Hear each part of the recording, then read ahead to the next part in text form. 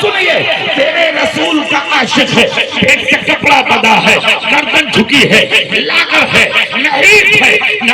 کا پسینہ پیشانی سے چپک رہا ہے، آئے نکل کے دروازے سے، بیوی نے دوپٹے میں ہاتھ چھپائے، سر سجدے میں رکھا، 2 رکعت نماز نفل ادا کی، ہاتھ اٹھا کر کہا مولا غریب ہے، مولا بیمار ہے، مگر میرا شوہر تیرے حبیب کی محبت میں نکل چکا ہے، اے مولا نکلنا اس کا کام ہے، منزل تک پہنچانا تیرا کام ہے۔ مصطفیٰ فرماتے ہیں اگر مرد کمانے کے لیے پردے جائے، نیک بیوی گھر میں ہاتھ اٹھا کے دعا کرتے،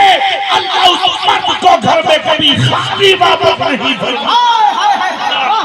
یہ ہے نیک بیوی، یہ ہے داغ بیوی، یہ ہے خدیجہ فاطمہ اپنے ہاتھ اٹھا کے ادھر گھر میں دعا کر رہی ہے، ادھر یہ قریب دروازے سے آیا، چاروں طرف نظر ڈالی، اونٹ ملے گا بیٹھ کر دمشق جاؤں گا، گھوڑا ملے گا بیٹھ کر دمشق جاؤں گا، کوئی ساتھی ملے گا انگلی پکڑ کر دمشق جاؤں گا، چاروں طرف دیکھا، صبح سے شام ہو گئی، نہ گھوڑا ملا، نہ اونٹنی ملی، نہ کوئی انگلی پکڑ کے چلنے والا ملا، زمین پر نقاہت میں بیٹھا دیا۔ الجھنوں نے کہا رک جا، پریشانیوں نے کہا رک جا، فاقہ کشی نے کہا رک جا، رنج و غم نے کہا رک جا، بیماریوں نے پاؤں کی بیڑیاں بن کے کہا رک جا، حالات نے ہاتھوں کی ہتھوڑی بن کے کہا رک جا، مگر نبی کا عشق بولا نا نکل جا، نکل جا، تجھے کامیابی گھر میں بیٹھ کر نہیں ملے گی، اگر عزت ملے گی تو مصطفیٰ کا جلجل سن لے بیماری کی حالت چل دیے پیدل، اللہ اللہ اللہ اللہ، کیا کہنے کا زور سے بولو سبحان اللہ، چل دیے پیدل، انگلی پکڑنے والا کوئی نہیں، پیر ڈگمگا رہے ہیں مگر چل رہا ہے غریب، سر سے پسینہ گر رہا ہے مگر چل رہا ہے غریب، پیروں پہ برام آ گیا ہے مگر چل رہا ہے غریب، پاؤں میں آبلے پڑ گئے ہیں مگر چل رہا ہے غریب، چل جا رہا، غاروں میں سفر، پہاڑوں میں سفر، جنگلوں میں سفر، جنگل میدانوں میں سفر، گرم ریت پر سفر، ہوتا رہا سفر، چلتے چلتے چلتے چلتے چلتے چلتے خدا نے وہ دل دکھایا کہ سیما دمشق کی قریب آ گئی، زور سے سبحان اللہ، زور سے سبحان اللہ، بندے نکلنا تیرا کام، منزل تک پہنچانا میرا کام، نکلا مصطفیٰ کا غلام، سیما قریب آئی، پوچھا لوگو یہ ہے دمشق، کہاں یہ ہے دمشق، رات کو قیام کیا، دیر سے آنکھ کھلی صبح، جیسے ہی آنکھ کھلی لیکن لوگوں سے پوچھا جامع مسجد کہاں ہے، ایک بچے نے کہا دیکھو وہ سامنے مسجد کا دروازہ ہے، جائیے مگر تیزی سے جائیے، کہا کیوں، کہا تمہیں خبر نہیں کہ آج دن جمعہ ہے، اللہ اللہ اللہ اللہ، زور سے دل سے ہاتھ اٹھا کے دل سے، کہا تمہیں خبر نہیں کہ دن جمعہ ہے، کہا نہیں جمعہ ہے، اب خوشی کی خبر سنو جمعہ بھی ہے، ساتھ میں نبی کی حدیث بھی ملے گی، نبی کا غلام تیزی سے چلا، کیا مقام ہے جلسوں کا، کیا تقدس ہے حدیثوں کا،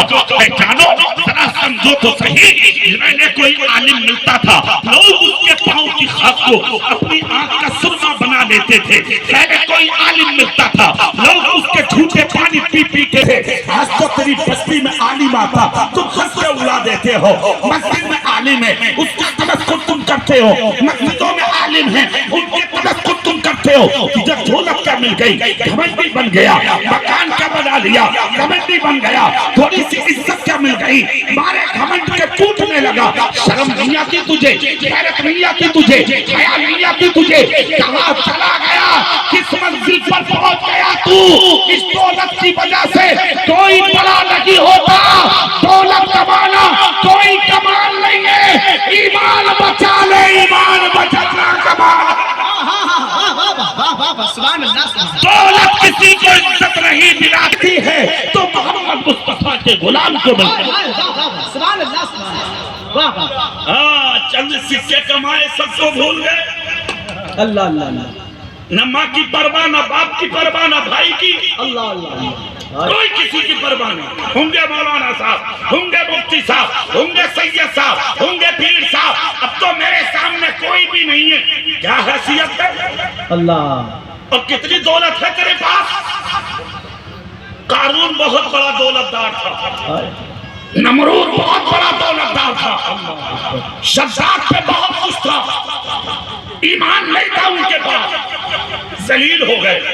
رسوا ہو گئے، برباد ہو گئے، تباہ ہو گئے، مٹی میں مل گئی ان کی عزتیں، اللہ نے نام مٹا دیے، نسلیں مٹا دی، ختم کر دیا انہیں، مسمار کر دیے ان کے قلعے، تخت ختم، تاج ختم، سلطنت ختم، بادشاہت ختم، ان کی دولتیں مٹی میں مل کے رہ گئے، ان کی نسلوں کے نشان ختم ہو گئے۔ آج تک کوئی یہ بتانے تیار نہیں کہ ان کی قبروں کے نشان کہاں ہے۔ ارے 850 سال ہو گئے،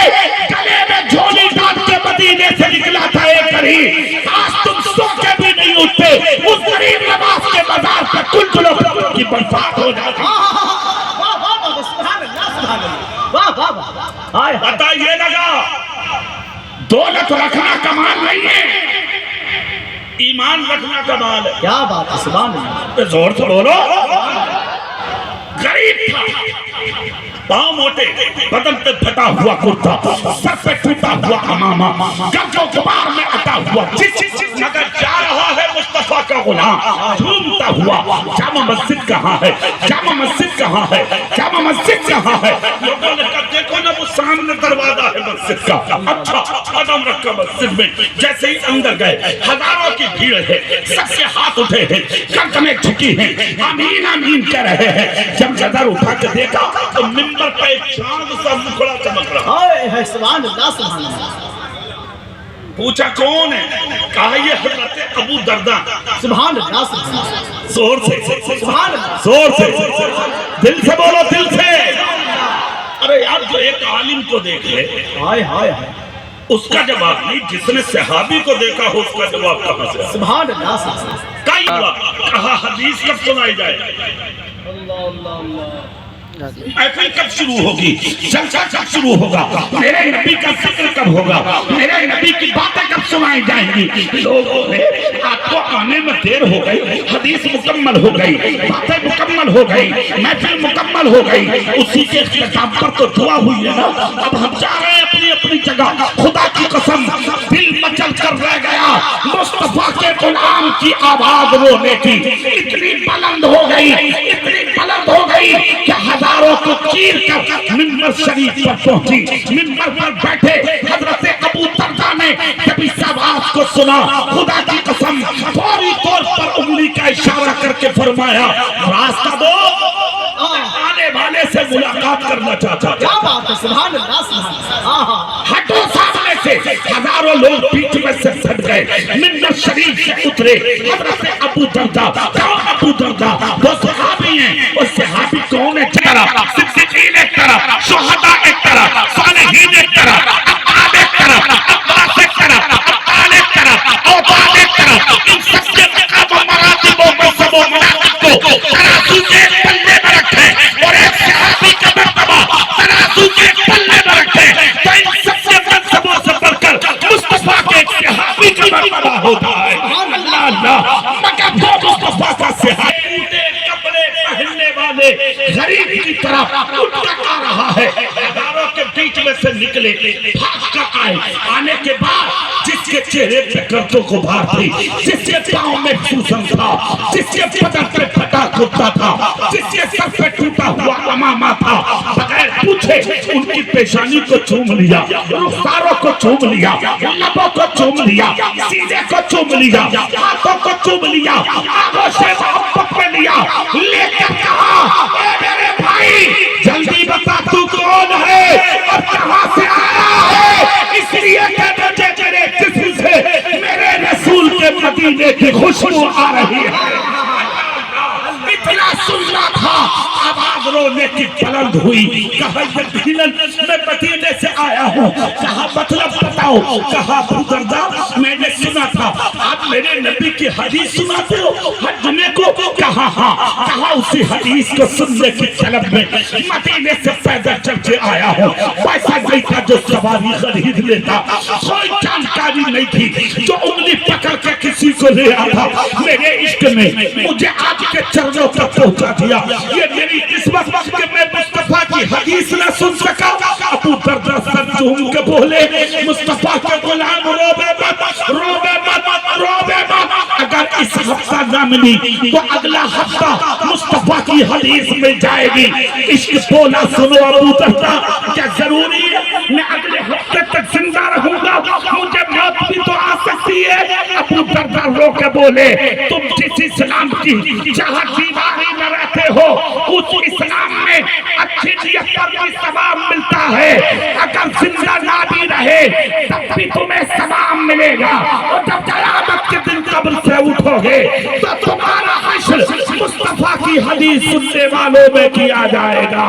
اے شہید ملت کے غلاموں مجھے بتاؤ جو ارادہ سبحان اللہ سبحان اللہ. واہ واہ واہ. قسمت والے ہیں آپ. اللہ رب العزت نے آپ کو یہاں